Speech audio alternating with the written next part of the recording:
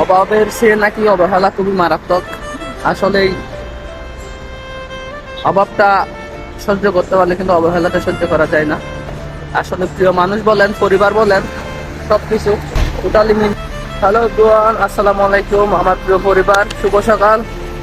কেমন আছেন সবাই? আশা করছি অনেক বেশি ভালো আছেন। তো অনেকদিন পরে আজকে ফেস টু ফেস একটা ভিডিও নিয়ে আপনাদের মাঝে হাজির হয়েছি। তো আমি এখন হোটেল থেকে বের হয়েছি আমার ডিউটিতে যাওয়ার জন্য। তো আমি থাকি হচ্ছে একটা হোটেলে এবং আমার ডিউটি হচ্ছে অন্য আরেকটা হোটেলে। তো আমাদের হোটেল থেকে বের হওয়া মাত্রই এই ভিউটা দেখা যায়। আসলে মন খারাপ থাকলে মন ভালো হওয়ার মতো এই ভিউটা একটু দেখবার, জাস্ট ওয়াও, অনেক সুন্দর।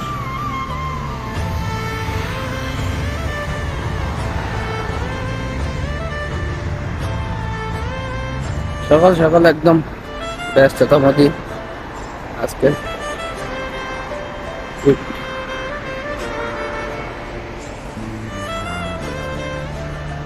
অসাধারণ অসাধারণ ভিউ।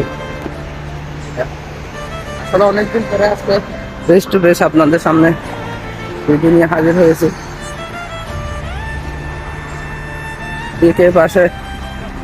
দিকে পাশে আমাদের হোটেলটা, প্রচুর পরিমাণ হাজি। আমাদের হোটেল একদম ফুল এখন। অসাধারণ অসাধারণ। সো গাইস, এখন সকাল 8টা, 8:30। তো 9টার দিকে আমার ডিউটি। তো আমি রেডি হয়ে এখন হোটেলে যাব। তো দেখতেছেন প্রচুর পরিমাণ থাকে। আসলে দীর্ঘদিন ধরে অনেক বেশি ব্যস্ত, যার কারণে আপনাদেরকে ফেসবুকের ভিডিও দেওয়া হচ্ছে না। আসলে এর মধ্যে একটু অসুস্থ ছিলাম প্রচুর পরিমাণ।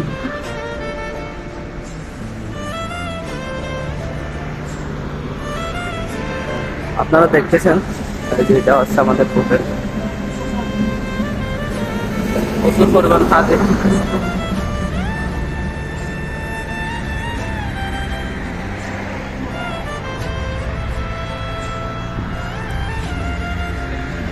আসলে দীর্ঘদিন ধরে একটা জিনিস খুবই উপলব্ধি করতেছি, সেটা হচ্ছে অভাবের সে নাকি অবহেলা খুবই মারাত্মক। আসলে অভাবটা সহ্য করতে পারলে কিন্তু অবহেলাটা সহ্য করা যায় না। আসলে প্রিয় মানুষ বলেন, পরিবার বলেন, সবকিছু টোটালি মিলিয়ে বলতে গেলে অভাব অভাব জিনিসটা সবাই মেনে নিতে পারে, ঠিক আছে, কিন্তু অবহেলা জিনিসটা কেউ মানতে পারে না। কারণ আমরা প্রবাসী, আমরা বুঝতে পারি, হাড়ে হাড়ে বুঝতে পারি যেটা বাস্তবে অবহেলাটা প্রিয় পরিবার থেকে, প্রিয় মানুষগুলা থেকে, বন্ধু বান্ধব বলেন, যা বলেন। তো একটা জিনিস দীর্ঘদিন ধরে আমি উপলব্ধি করতেছি, এই জিনিসটা আসলে প্রচুর পরিমাণ মারাত্মক একটা জিনিস এটা, অবহেলা। এটা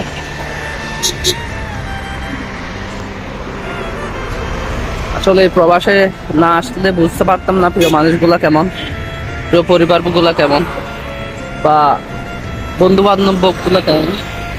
আসলে এখানে এই প্রবাসের মধ্যে আসলে বলতে গেলে কেউ আপন না, কেউ আপন না, কেউ আপন না এই প্রবাসের মধ্যে।